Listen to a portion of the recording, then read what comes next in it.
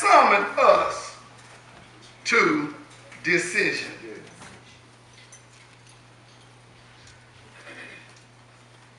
We creatures called humans have to make decisions all the time. We have to decide where we want to go, or when we want to go, or if we want to go. We're not like the other creatures that live out their instincts. For us, we have to make a deliberate decision on what we want to do or what we don't want to do.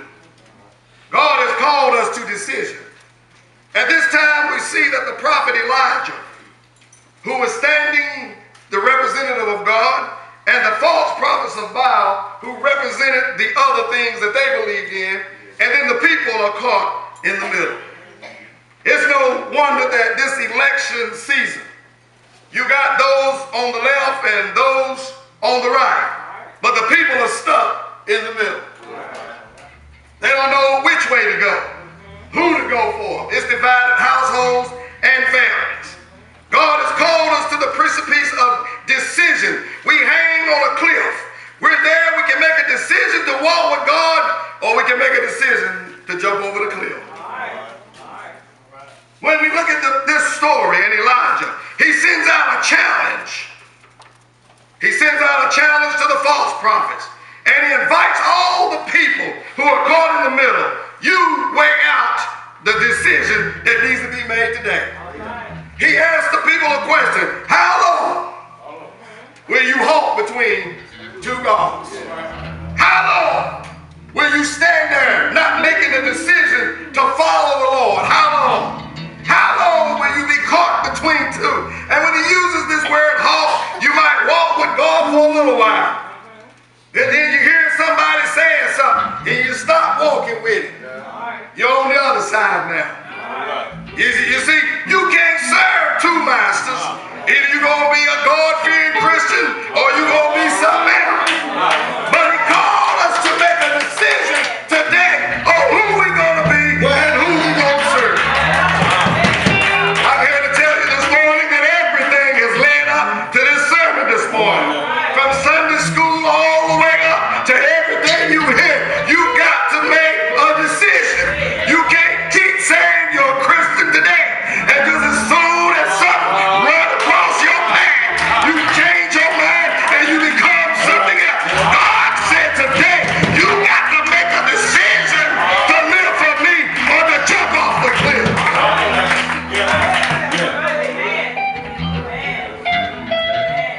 We see that the decision was not between the prophets. The decision is not between following me or following somebody else. The decision you got to make is what God you gonna serve.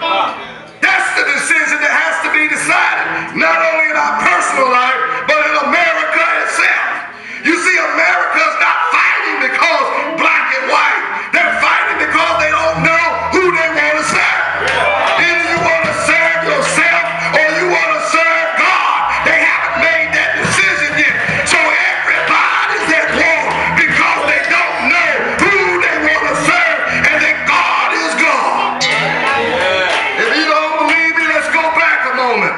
When they took prayer out of school, it had nothing to do with children. You see, these folk don't want to serve God, and they've been called to make a decision. And one thing I know about God is that when God brings you to the point of making a decision, it's either life or death. You see, there's no in between. Either you're going to choose God and live, or you're going to choose the devil and die.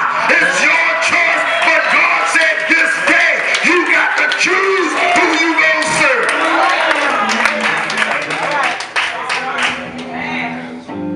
We see that making decisions sometimes is a little complicated, and at times it's a little depressing. There are some things you decide you just don't want to do, but you know you gotta do them. Then there's some things you know you should do, but you decided not to do them. Every decision that we make is weighed in a balance, and God is looking at our intentions on why we made the decision that we made. So these prophets are called up on the hill to make a decision. The people are called to make a decision.